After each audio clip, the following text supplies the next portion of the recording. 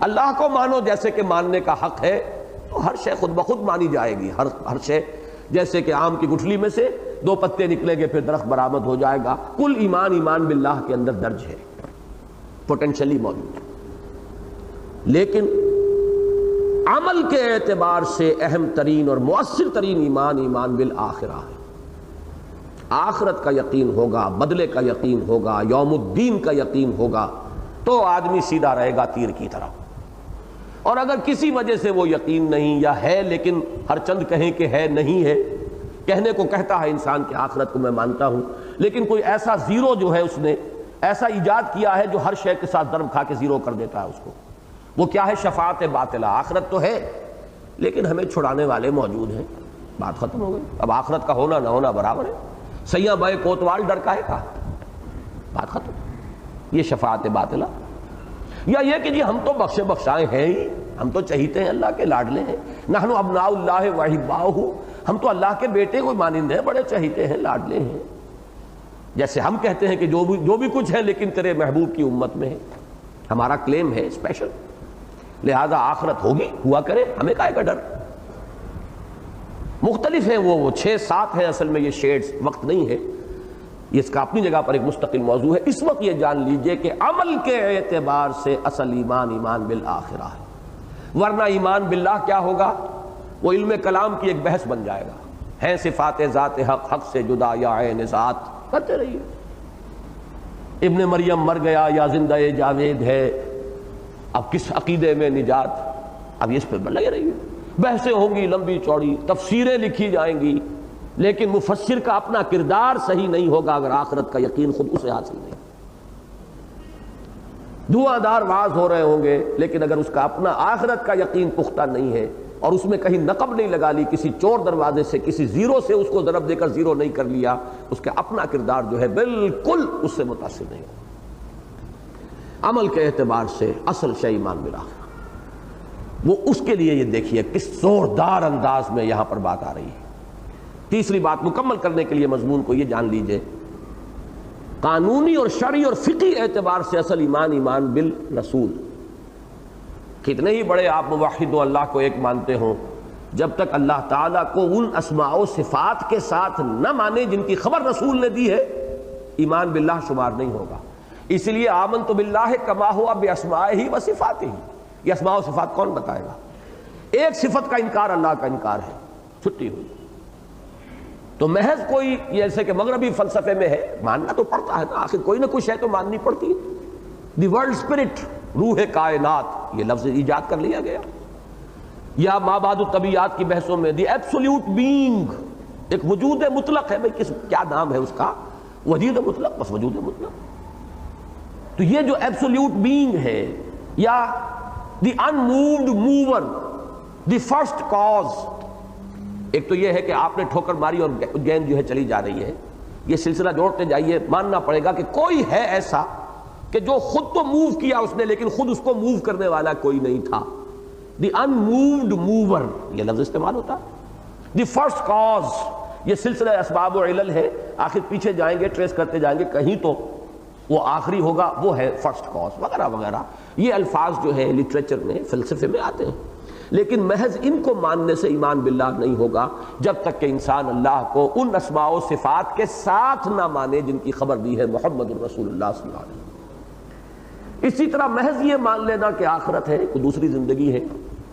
آواگمن بھی مانتے ہیں لوگ، دوسری نہیں، تیسری بھی، چوتھی بھی، لاکھوں، وہ تو لاکھوں زندگیاں مانتے ہیں. پھر یہ کہ صرف یہ کہ اصولاً مان لینا، وہ نہیں ہوگا ایمان بالآخرہ جب تک ان تمام تفاصیل کے ساتھ نہ مانیں گے جن کی خبر دی ہے محمد الرسول اللہ صلی اللہ علیہ وسلم. اب یہ خبر جو محمد نے دی ہے صلی اللہ علیہ وسلم، یہ قرآن بھی انہی کی لائی ہوئی خبر ہے. یہ وحی جلی اللہ نے خبر دی ہے، لیکن ہمیں تو خبر پہنچائی ہے محمد الرسول اللہ صلی اللہ علیہ وسلم نے. لہذا یہ نہ سمجھیے کہ میں حدیث کی بات کر رہا ہوں. یعنی جو بھی کچھ ہمیں ملا ہے محمد الرسول اللہ صلی اللہ علیہ وسلم سے، وہ وحی جلی ہے یا وحی خفی ہے. ان تمام چیزوں کی تفاصیل کو اگر ہم نہیں مانیں گے تو ایمان بالآخرہ نہیں کہلائے گا. وہ یہ ہے کہ آدمی مانتا ہے there is some sort of continuity of existence even after death. چلیے مان لیا موت کے بعد بھی ہمارے وجود کا کوئی تسلسل برقرار رہتا ہے، تو اس کو ایمان بالآخرہ نہیں کہیں گے. بلکہ وہ بعث بعد الموت، وہ حشر و نشر، وہ میزان، وہ اعمال کا حساب کتاب، وہ تمام تفاصیل، پھر جنت اور دوزخ اور اس کی وہ نعمتیں، ان تمام چیزوں کا اس کے جو بھی حساب جو اس کے اندر بیان کیا گیا، ان سب کو مجملاً ماننا پڑے گا، چاہے ہم تفصیل کے بارے میں اس کے تعیین نہ کریں۔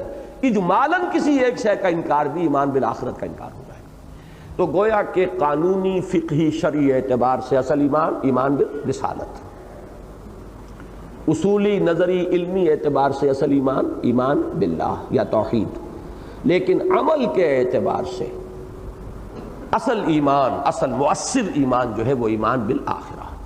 اب دیکھیے اس پہ دو آیتیں، یوم یجمعکم لیوم الجمع ذالک یوم التغابن،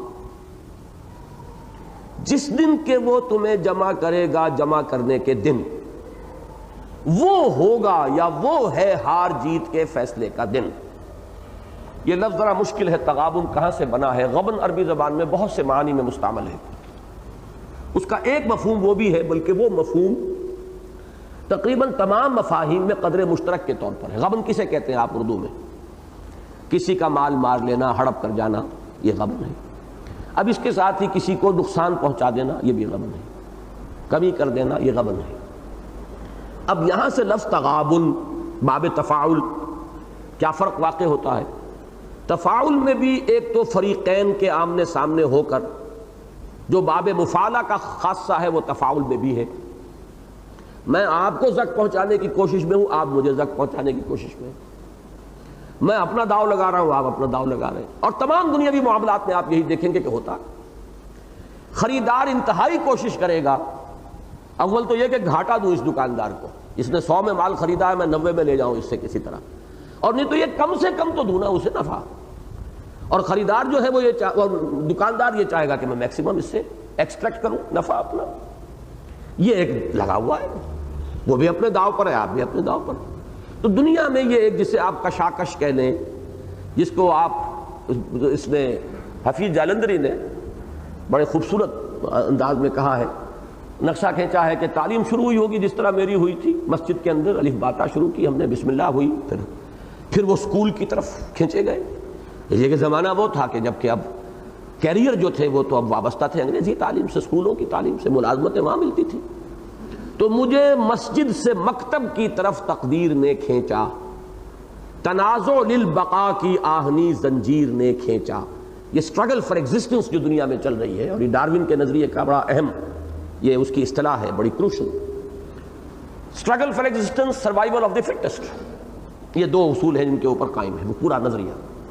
تو جان لیجئے کہ یہ کشمکش چل رہی ہے، میں آپ سے چاہتا ہوں میکسیمم نفع حاصل کر لینا، آپ مجھ سے چاہیں گے نفع حاصل کر لینا، اور ایک کا نفع دوسرے کا نقصان ہے، ایک کا گین دوسرے کا لاس ہے۔ تو یہ تغابن، اور تغابن پھر ایک جو باب تفاعل کا خاصہ ایک اور ہے، وہ ہے اس میں مبالغہ، بہت زیادہ غبن، بہت زیادہ نقصان، بہت زیادہ خسارہ۔ اصل بات کیا کہنی، وہ ہے یوم التغابن۔ تم یہاں کے نقصان اور یہاں کے فائدوں کے پیچھے پڑے ہوئے ہو، یہاں کے چھوٹے چھوٹے گینز، چھوٹے چھوٹے لاس، اس سے اتنا اثر لے لیتے ہو دل پر کہ ہمت ٹوٹ گئی، نقصان ہو گیا، کچھ مل گیا تو اترا رہے ہیں، پھولے نہیں سما رہے خوشی سے، پاؤں زمین پر نہیں پڑ رہا اور گردن اکڑ رہی ہے۔ یہ چھوٹی چھوٹی چیزیں ہیں۔ اقبال نے جو ایک مکالمہ لکھا ہے عقاب اور چیونٹی کا، تو بڑا پیارا ہے۔ چیونٹی نے کہا یہ کیوں ہے آخر، تیری یہ اڑان ہے اور میں یہ پستی کی مکین۔ بڑا پیارا شعر ہے، تو رزق اپنا ڈھونڈتی ہے خاک راہ میں، میں نحس پہر کو نہیں لاتا نگاہ میں۔ یہ ہے انسان کا، ایک انسان وہ جو زمینی خواہشات، زمینی دلچسپیاں، زمینی گین اینڈ لاس، اسی کے چکر میں پڑا ہوا ہے، اس سے اوپر اس کا کوئی احساس ہی نہیں، نگاہ بڑی پست ہے۔ وہ جو اقبال کہتا ہے کہ گاہ میری نگاہ تیز چیر گئی دل وجود، گاہ الجھ کے رہ گئی میرے توہمات میں۔ تو وہ پہلی گاہ تو کہیں ہوتی ہے شاذ ہی، یہ ساری اصل تو یہی توہمات اور یہی دنیا کا معاملہ اور یہ گین اور یہ لاس، اس سے متاثر ہونا۔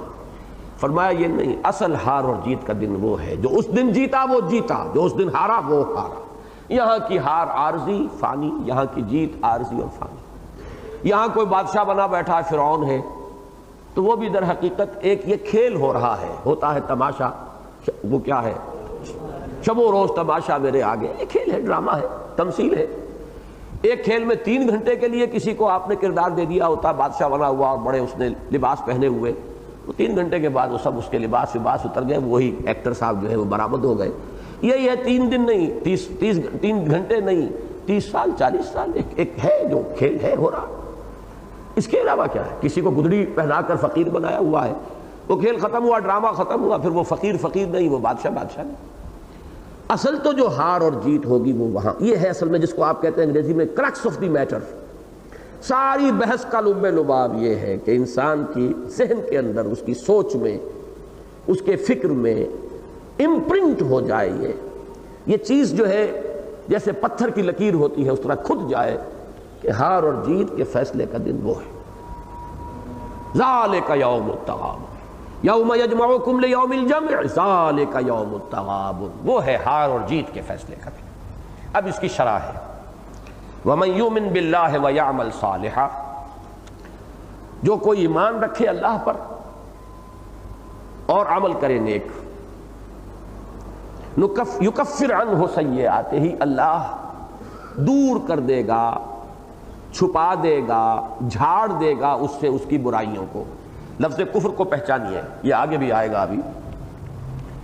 اصل میں کفر کے معنی دبا دینا، چھپا دینا۔ اعجب الکفار نباتہ ثم یہیج، یہ لفظ آیا ہے سورہ حدید میں، اور کفار سے مراد وہاں کاشتکار۔ کاشتکار کو کیوں کہا؟ کہ وہ بیج کو زمین میں چھپاتا ہے۔ دیکھیے عربی زبان میں جو آپ نے سنا ہوا ہے نا کہ عربی زبان بڑی وسیع زبان ہے، ایک ایک چیز کے لیے سینکڑوں الفاظ، تلوار کے لیے اتنے ہزار الفاظ، شیر کے لیے اتنے ہزار الفاظ، گھوڑے کے لیے اتنے ہزار الفاظ۔ وہ کس اعتبار سے الفاظ ہوتے ہیں؟ ایک ایک وصف کے اعتبار سے علیحدہ علیحدہ لفظ جو ہے اس کے لیے وضع کر لیا گیا۔ اب کسان اپنے ہل کی نوک سے دھرتی کے سینے کو چیرتا ہے تو فلاح یفلح سے وہ فلاح بن گیا، چیرنے والا، فلاح۔ فلاحین کی تحریک ہے، کسان موومنٹ جو مصر میں ہے، جیسے ہمارے ہاں ہے کسان تحریک، تو فلاحین۔ اب چونکہ اس نے بیج ڈالا زمین میں دبا دیا، اس لیے وہ کفار شمار ہو گیا، وہ چھپا رہا ہے۔ تو کفر کے معنی اسی سے لفظ بنا ہے کفارہ۔ آپ سے کوئی گناہ ہو گیا، غلطی ہو گئی، کفارہ کیا ہے؟ اس کے اثر کو زائل کر دے گا، اسے دبا دے گا، چھپا دے گا۔ تو یہ میں نے 3 لفظ بولے، چھپانا، دبا دینا، جھاڑ دینا۔ اللہ تعالیٰ تم سے تمہاری برائیوں کو دور کر دے گا جو 2 شرطیں پوری کرے، ایمان اور عمل صالح۔ ایمان جو نتیجہ خیز ہو، وہ ایمان نہیں جو صرف ڈوگما بنا رکھا جس کا عمل سے کوئی تعلق ہی نہیں، وہ تو ایک علیحدہ شے ہے، اس کی بحث نہیں ہے۔ یہاں شرط ایک نہیں ہے، 2 ہے، وَمَن يُؤْمِن بِاللَّهِ وَيَعْمَلْ صَالِحًا۔ ابھی میں نے تقریر کی گجرات میں، تو میں نے تمہید یہاں سے کی تھی کہ انسان مجموعہ ہے 2 چیزوں کا، انسانی شخصیت، علم اور عمل۔ ایک مریض شخصیت ایسی ہو سکتی ہے، ہوتی ہے، جس کے علم اور عمل میں لنک نہیں ہے، ڈسکنیکٹڈ ہے، وہ مریض شخصیت ہے۔ جیسے ایک بیمار ہے آدمی، بہت لاغر ہو گیا، اٹھنا چاہتا نہیں، اٹھ رہا، پٹھوں میں دم نہیں رہا، اعصاب کمزور ہو گئے۔ اسی طرح ایک باطنی جو ہے، ایک ضعف لاحق ہوتا ہے انسان کی قوت ارادی کو۔ سگریٹ چھوڑنا چاہتا ہے، نہیں چھوڑ پا رہا، چھوڑنا چاہتا ہے، 10 دفعہ چھوڑا، پھر یہ کہ چھوٹتی نہیں ہے، منہ سے یہ کافر لگی ہوئی۔ معلوم ہوا کہ اس کے علم اور اس کے عمل کے درمیان ایک لنک ہوتا ہے، ارادہ، وہ ارادہ کمزور ہے۔ یہ 2 چیزوں کو جوڑنے والی شے۔ صحت مند انسان، صحت مند نارمل انسان وہ ہوگا جس کے علم اور ارادے کو ایک مضبوط علم اور عمل کو اس کے مضبوط ارادے نے جوڑا ہوا، لنک کیا ہوا۔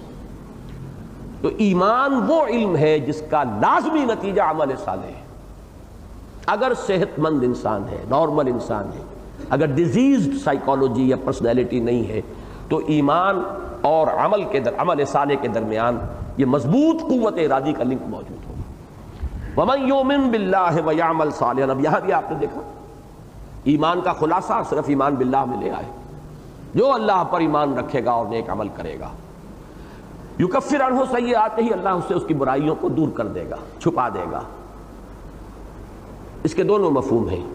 ایک تو اس دنیا میں یہ وعدہ کیا جا رہا ہے، قدم بڑھاؤ، گھبراؤ نہیں، کتنی بھی بری عادتوں کی گندگیاں تم نے اپنے ساتھ لپیٹی ہوئی ہیں، اللہ انہیں دور کر دے گا۔ جیسے کل جمعے میں مضمون آیا تھا فَسَنُيَسِّرُهُ لِلْيُسْرَىٰ، آگے بڑھو، قدم بڑھاؤ، ہمت کرو، ہم تمہاری برائیوں کو جھاڑ دیں گے، جیسے پتجھڑ میں پتے جھڑ جاتے ہیں، تمہاری کمزوریاں رفع ہو جائیں گی۔ اور ایک دوسرا آخرت کا، تمہارے نامہ اعمال سے یہ دھبے دھو دیے جائیں گے، اس لیے کہ اب سابقہ زندگی کی کوتاہیاں، کمزوریاں بعد میں بھی ہو جائیں تو اگر خلوص کے ساتھ توبہ کی گئی ہو تو ختم ہو جاتا ہے۔ تائب من الذنب کمن لا ذنب لہ، تو یہ یکفر عنہ سیئاتہ میں یہ دونوں مفہوم شامل ہیں۔ وَيُدْخِلْهُ جَنَّاتٍ تَجْرِي مِن تَحْتِهَا الْأَنْهَارُ، اور داخل کرے گا انہیں ان باغات میں جن کے دامن میں یا جن کے نیچے ندیاں بہتی ہوں گی۔ بس مجھے یہ خاص طور پر جب بھی میں یہ جنتوں کے نیچے ندیاں بہنے کا تصور آتا ہے تو وہ اقبال کی ایک نظم یاد آ جاتی ہے، وہ ایک آرزو، نام مجھے یاد نہیں اس کا ٹائٹل کیا ہے، کہ دامن میں کوہ کے ایک چھوٹا سا جھونپڑا ہو، اب اسی میں یہ کہ ایک ندی جو ہے وہ بہہ رہی ہو وہ دامن میں، تو عام طور پر جو لفظ آتا ہے اور ایک پہاڑی کے دامن میں چشمہ بہہ رہا ہے، تو اصل میں یہ ہے تصور کہ نیچرل گارڈن جو ہے وہ یہی ہوتا تھا۔ ایک تو ہے جیسے کسی نے شالامار باغ بنایا، یہ تو ایک مصنوعی باغ ہے، جو اصل نیچرل گارڈن ہوتا تھا وہ یہی ہے کہ ذرا اونچائی کے اوپر پلانٹیشن ہے، نیچے کوئی ندی، کوئی جو ہے وہ نالا بہہ رہا ہے، کوئی چشمہ جو ہے وہ بہہ رہا ہے، تو یہی مفہوم سمجھ میں آتا ہے۔ واللہ اعلم۔ تجری من تحتها الانہار خالدین فیہا ابدا، رہیں گے اس میں ہمیشہ ہمیش۔ یہاں دو الفاظ کو ایڈ کیا گیا ہے، خلود اور ابدا۔ میں ذرا اس کا بعد میں اس کی وضاحت کروں گا تقابل کی شکل میں۔ ذالک الفوز العظیم، جو میں نے کہا تھا نا وہ ہے ہار اور جیت کے فیصلے کا دن، تو جیت تو یہ ہے بڑی کامیابی، یہ ہے اصل کامیابی۔ انسان یہاں روکھی سوکھی کھا کے گزارا کر گیا، انسان یہاں پر غیر معروف رہا، کوئی اس کا جاننے والا پہچاننے والا ہی نہ تھا، لیکن وہاں بچ گیا تو کامیاب سرخرو۔ اور یہاں اگر فرعون کسی بادشاہی اور نمرود کسی سلطنت اس کو میسر رہی اور قارون کا سا خزانہ اس کے پاس رہا اور وہ پوری دنیا میں جو ہے وہ معروف ہو گیا، اس کی تعریف کی گئی، وہاں اگر ناکام ہوا تو ناکام۔ میں نے وہ سورۃ العصر پر جو میرا کتابچہ ہے، سادہ الفاظ میں، چونکہ وہ طلبہ کے سامنے تقریر کی گئی تھی ایچ کالج کے، تو میں نے عرض کیا ہے کہ بس یہ اگر یقین دل میں آ جائے، ایمان، عمل صالح، تواصی بالحق، تواصی بالصبر، اگر چار چیزیں ہیں تو خواہ کچھ بھی میسر دنیا سے نہ آیا ہو انسان کامیاب ہے۔ 2 وقت کی روٹی نہ ہو، سر چھپانے کا جھونپڑا تک نہ ہو، کچھ نہ ہو۔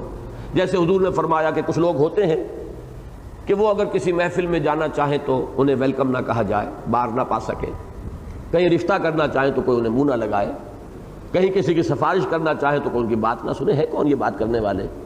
لیکن اللہ کے ہاں ان کا مقام یہ ہے کہ اگر کہیں بھولے سے کبھی اللہ پر کوئی قسم کھا بیٹھے تو اللہ ان کی قسم کی لاج رکھتا ہے۔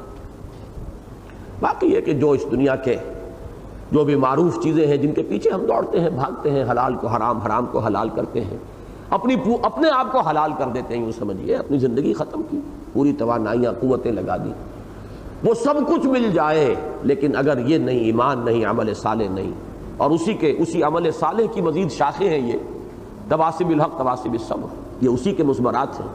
یہ نہیں تو پھر انسان جب تک اس کا یقین نہ ہو، یہ چیز انسان کے واقعتاً احساسات کا جزو لا ینفک نہ بن جائے، وہ اس راستے پر نہیں چل سکتا جس پر قرآن آپ کو چلانا چاہتا ہے۔ تو فرمایا یہ ہے ذالک الفوز العظیم والذین کفروا وکذبوا بآیاتنا، اور وہ لوگ کہ جنہوں نے کفروا دبایا، اب لفظی اصل لفظ کو ذہن میں رکھیے گا، ہم یہ کر دیتے ہیں کہ جنہوں نے کفر کیا، انکار کیا، وکذبوا اور تکذیب کی، بے آیاتنا ہماری آیات کی، اولئک اصحاب النار خالدین فیہا، وہ ہیں آگ والے، اس میں رہیں گے ہمیشہ ہمیش۔ یہاں میں نے یہ 2 الفاظ علیحدہ علیحدہ اس لیے کر دیے کہ عام طور پر ہم انہیں مترادف سمجھ کر گزر جاتے ہیں، والذین کفروا وکذبوا بآیاتنا، گویا کہ ہم مانی ہیں، مترادف ہیں، کیونکہ ہم بھی اپنے انداز خطاب میں، انداز کلام میں زور پیدا کرنے کے لیے مترادفات استعمال کرتے ہیں، کچھ ذرا خطابت کا رنگ جمتا ہے، یہ بھی کہ تکرار سے ذہنوں کے اندر بات بیٹھتی بھی ہے، لیکن قرآن مجید کے بارے میں یہ گمان نہ کیجیے، خاص طور پر یہ الفاظ بہت مرتبہ آئے، کیوں آئے؟ یہ وہی بات سمجھیے کہ جیسے ایمان کے 2 جز ہیں، ایمان اندر ہے، آیت جو ہے صرف اس کو ایکٹیویٹ کرتی ہے، نشانی اللہ کی، تذکیر، یا یوں کہیے کہ نور فطرت اندر ہے، نور وحی اسے اجاگر کرتا ہے، نور علی نور، جیسے کہ سورہ نور کی آیت ہے، نور علی نور، نور پر نور۔ تو یہ دو اجزاء ہیں ایمان کے۔ اسی طرح کفر کے دو مرحلے ہیں، ایک ہے اندر کی گواہی کو دبانا، چھپانا، فطرت جیسے کہ چشمہ ابلتا ہے اور آپ اس دبا رہے ہیں، جیسے حضرت حاجرہ رضی اللہ تعالی عنہ، ہم یہی کہیں گے، نبی تو نہیں تھی، تو ان کا فعل آتا ہے کہ جب وہ پانی ابل رہا تھا جب زمزم، تو انہوں نے اس کو روکنے کی کوشش کی کہ یہ بہہ نہ جائے کہیں۔ تو اس طریقے سے ایک اندر سے چشمہ ابل رہا ہے۔ اللہ کی گواہی وہی دو چیزیں جو میں نے شروع میں گنوائی تھی، اللہ کی ہستی، اس کی معرفت اندر ہے، اور نیکی اور بدی اس کا شعور اندر ہے۔ یہ اندر کی دو حقیقتیں ہیں، انسان انہیں دباتا ہے، چھپاتا ہے۔ باہر کی جو تذکیر ہے، آیات الہیہ ابھارتی ہیں انہیں، لیکن انسان کسی وجہ سے، تعصب کی وجہ سے، تکبر کی وجہ سے، عصبیت باطلہ کی وجہ سے، اپنی ہٹ دھرمی کی وجہ سے وہ نہیں چاہتا ماننا۔ جو شخص نہیں چاہتا ماننا، اسے دو کام کرنے پڑیں گے۔ یہ اب یوں سمجھیے کہ یہ اگر پازیٹیو اور نیگیٹو وائر مل گئے تو شارٹ ہو جائے گا، لہذا ان دونوں کو علیحدہ رکھنا ہے۔ ادھر سے اپنے اندر کی حقیقت کو دباؤ، ادھر سے باہر سے جو آیت پیش کی جا رہی ہے اسے جھٹلاؤ۔ یہ دو اصل میں کمپوننٹس ہیں ایک عمل کے، نتیجہ ایک ہے کفر، انکار، لیکن اس کے اندر دو اس کے حصے ہیں، اس کی تکمیل ہوتی ہے اندر کی حقیقتوں کو دبانا، چھپانا، اندر کی گواہیوں کو دبانا، جیسے کہ کفر کے لفظی معنی ہے۔ شکر کے مقابلے میں یہ لفظ کیوں آتا ہے؟ وہ بھی اسی وجہ سے کہ شکر فطرت اگر انسان کی صحیح ہے تو شکر اندر سے ابلتا ہے انسان کی۔ مجھے کوئی تکلیف تھی، آپ نے رفع کی، آپ کے لیے خاص جذبہ جو ہے میرے اندر سے ابھرتا۔ میں مہذب ہوں تو زبان پر بھی میں لے آؤں گا شکریہ، آپ کی بڑی مہربانی۔ مہذب نہیں ہوں، یا فرض کیجئے حیوان ہوں، نطق نہیں ہے میرے پاس، تب بھی آپ دیکھیں گے کہ پیاسے حیوان کو پانی پلائیے، وہ پانی پی کر پیاس بجھا کر گردن اٹھا کر آپ کو دیکھے گا، اس کی آنکھوں کے اندر وہ جذبہ تشکر موجود ہوگا، زبان نہیں ہے اس کے پاس، شکریہ ادا نہیں کر سکتا لفظاً، آنکھوں میں تو وہ ابل رہے ہیں جذبات۔ تو یہ ہے فطرت کی صحت کہ اندر سے شکر ابھرتا ہے کسی محسن یا منعم کے لیے، اور ناشکرا کفران نعمت کیا ہے؟ اس کو دبا دینا، چھپا دینا۔ یہاں پر وہ معرفت رب اور نیکی اور بدی کے شعور کی نفی جب انسان کر رہا ہے اپنے اندر کی، ان دو حقیقتوں کو بجائے اس کے کہ وہ اجاگر ہوں، وہ جاگے، وہ بیدار ہوں، وہ ایکٹیویٹ ہوں، وہ شعور کی سطح پر آئے، آپ انہیں دبا رہے ہیں۔ وجہ کیا ہے؟ اس کے بہت سے اسباب، جس میں سے مثلاً ایک سورہ قیامہ میں آیا، بل یرید الانسان لیفجر امامہ، جس فسق و فجور کا انسان عادی ہو چکا ہے اسے چھوڑنے کے لیے تیار نہیں، اگر مانتا ہے تو چھوڑنا پڑتا ہے بہت کچھ، اس کی گردن اکڑی ہوئی ہے، اگر نبی کو نبی مان لے تو اس کے سامنے سر جھکانا پڑتا ہے، لہذا نہیں ماننے کو تیار۔ اس کی اپنی چودراہٹ ہے، مسند ہے، مذہبی اس کا مقام ہے، تقدس ہے، حقیقت کو مان لے تو کسی اور کو گویا کہ اپنے سے بالا تر ماننا پڑتا ہے، لہذا اس کے لیے تیار نہیں۔ من اپنا پرانا پاپی ہے، وہ ہے اصل کی اندر کی حقیقت۔ اب اس کے لیے کرنا کیا پڑے گا؟ دو طرف عمل ہے، والذین کفروا وکذبوا بآیاتنا، ایک طرف اندر کی حقیقتوں کو دباؤ، اندر کی گواہیوں کو چھپاؤ، دوسری طرف جھٹلاؤ، قرآن کو جھٹلاؤ، آیات الہیہ کو جھٹلاؤ۔ والذین کفروا وکذبوا بآیاتنا اولئک اصحاب النار هم خالدین فیہا، وہ آگ والے ہیں، ہمیشہ رہنے والے اس میں، وبئس المصیر، اور وہ بہت برا ٹھکانہ ہے، لوٹنے کی جگہ ہے، بہت ہی برا ٹھکانہ ہے۔ ایک بات آخری میں عرض کر دوں، یہ ذرا میں متردد بھی ہوں کہ اس مسئلے کو بیان کروں یا نہ کروں، لیکن ایک علمی مسئلہ ہے اور ہر سطح کے لوگ ہی اس قسم کے اجتماعات میں آتے ہیں۔ جنت اور دوزخ کے بارے میں ہمارا عقیدہ یہ ہے کہ دونوں ابدی ہیں، ابدی ہیں، ابدی ہیں۔ اب مصیبت یہ ہے کہ ابد کا لفظ جو ہے وہ ہم استعمال کرتے ہیں، لیکن ابد کا کوئی تصور ہمارے لیے ممکن نہیں ہے۔ فائنائٹ ذہن اور فائنائٹ تصور، محدود تخیل، محدود سوچ، اس میں لا محدود کا تصور آ ہی نہیں سکتا۔ اس کے لیے قرآن مجید کئی الفاظ استعمال کرتا ہے۔ اب تو خلود کے معنی بھی ہے ہمیشہ، لیکن ہمیشہ کہنے سے بھی بات پوری آپ کے ذہن میں نہیں اتری، تو اس پر خلود کے بعد ابدا اور زور دینے کے لیے کہ کچھ تمہیں تصور ہو سکے۔ کہیں فرمایا گیا ما دامت السماوات والارض، جب تک رہیں گے آسمان اور زمین، اب یہ بھی ایک شے کی طوالت کے لیے ایک انداز ہے جو اختیار کیا گیا، لیکن یہ کہ ظاہر بات ہے کہ اس کے لیے الفاظ تو ہماری زبان سے لینے پڑیں گے نا. وہ زبان جو ہے وہ بنی ہے ہمارے مشاہدات پر، مشاہدات ہمارے محدود، تو ہماری زبان کے اندر لامحدود حقائق نہیں آ سکتے. اور یہی چونکہ آج تھوڑا سا تذکرہ ہو گیا تھا، علم کلام کی یہی ڈیفیکلٹی ہے. ایمانی حقائق ہیں لامحدود، علم کلام کوشش کرتا ہے اسے عقل اور منطق میں تولنے کی، تو وہ تو چھوٹی سی ترازو ہے. میں نے اس کی مثال دی ہے کہ سنار کا جو بھی کنڈا ہوتا ہے یا کنڈی جو کہے اسے، چھوٹی سی ترازو بڑی سینسیٹیو تو ہے، لیکن یہ کہ اس میں ٹنوں تو نہیں تول سکتے آپ. ٹنوں کو تولنے کے لیے تو کوئی اور ترازو چاہیے. تو انسانی منطق جو ہے وہ سنار کے ترازو کے مانند ہے، اور حقائق جو ہے ابدی، جو کائنات، جو ایمان کا موضوع ہے، وہ ہے لامحدود. ٹن بھی کوئی شے نہیں، کیسے تلیں؟ لہذا ایمانی حقائق کی کامل عقلی تعبیر نہ آج تک ہو سکی ہے، نہ قیامت تک ہو سکے گی. یہ ہے بیچارے متکلمین کی مصیبت. میں نے اس پر ایک مضمون لکھا تھا جو میرا ایک کتاب ہے اسلام اور پاکستان، اس میں میں نے اس پر بحث کی ہے، اور بہت جامع بحث ہے کہ متکلمین کا کام ایسا تھا کہ ضروری بھی تھا اور ناممکن بھی تھا. کریں کیا؟ انسان حیوان عاقل ہے، وہ عقل کی ترازو لے کر بیٹھتا ہے، تو کسی نہ کسی درجے میں ایمان کے لیے بھی اس کی عقل کی کچھ نہ کچھ تسکین کا سامان تو فراہم کرنا ہے نا. لیکن ایمان کے موضوعات وہ ہیں سب سے پہلے ذات باری تعالی، وراء العقل، وراء الورا، ثم وراء الورا، ثم وراء الورا. تو کہاں آپ تو لیں گے اسے؟ یہ ہے اصل الجھن، ڈائلیما یہ ہے متکلمین کا. اب میں جو بات عرض کرنا چاہتا ہوں وہ یہ ہے کہ قرآن مجید میں اگرچہ جنت اور دوزخ دونوں کے لیے الفاظ آئے ہیں، خلود بھی اور ابدا بھی، لیکن دو مقامات ایسے ہیں کہ جہاں سائملٹینیس کنٹراسٹ کا معاملہ آیا ہے کہ جنت کے ساتھ خلود کے اوپر اضافی ابدا کا لفظ ہے، اور جہنم کے ساتھ صرف خلود پر بات رک گئی ہے. یہ دو مقامات ہیں. ایک یہ ہے جو آج ہم نے پڑھا، خالدین فیہا ابدا، لیکن جہنم کے بارے میں خالدین فیہا فل سٹاپ.